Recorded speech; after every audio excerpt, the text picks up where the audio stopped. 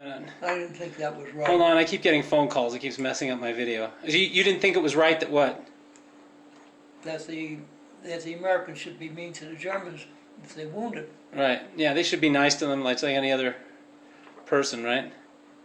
Oh, Some people, they don't have a I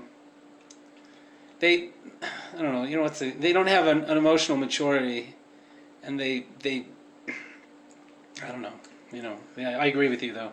well, you have to realize that the word was out that the Germans killed some of our prisoners. Yeah, that's true. Okay. Yeah. So people were angry. So let me ask you something. Just very briefly. You told me after you were recovering in the field hospital that they gave you MP duty. Before What? when you were recovering in the field hospital, Yeah. they had given you MP duty to guard some prisoners.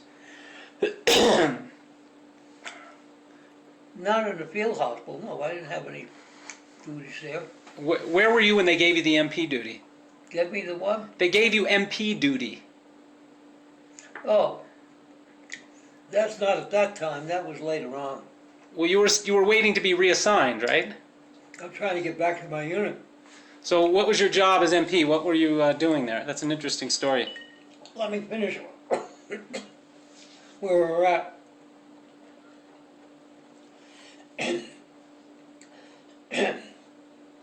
The day that I got wounded, we had one platoon ambushed. Mm-hmm. I think there were 17 men that were killed, including Lieutenant Towsley. Towsley was a good guy.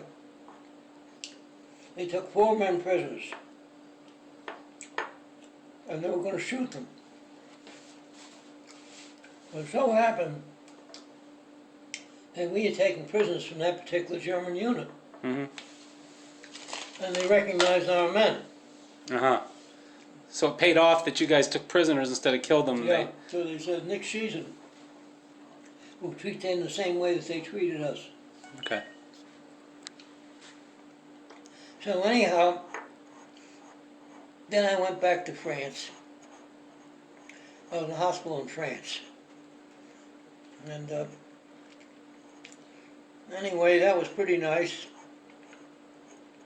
You had a good bed, you had clean sheets, they were nurses. Pretty nurses? American nurses. Okay.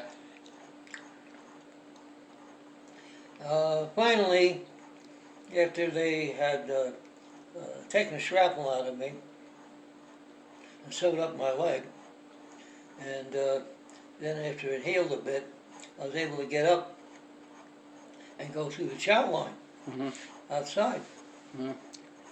Well, going through the chow line, and they were using civilians, and this French old biddy says, "I fought for your fathers, I'll fight for you too." Who the hell would want that old biddy? But the important thing about that experience was, it told me that World War I or World War II was a continuation of World War I. And that wasn't really understood, because the thing is, what we're looking at is basically the political conditions. And but that's not the whole story.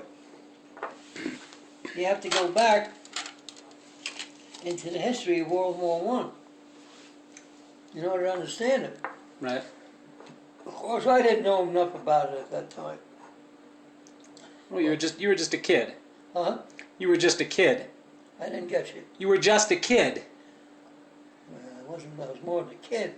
But the thing is, we didn't know what happened in World War I. We didn't know what it did to Germany. We didn't know what the economic conditions were. Basically, it was basically a fight for empire. And you have to even look back a little bit further. You have to go back to Napoleon. Napoleon basically tried to conquer Russia. And the Russians were pretty smart, and they basically retreated, and they gave him a burned earth.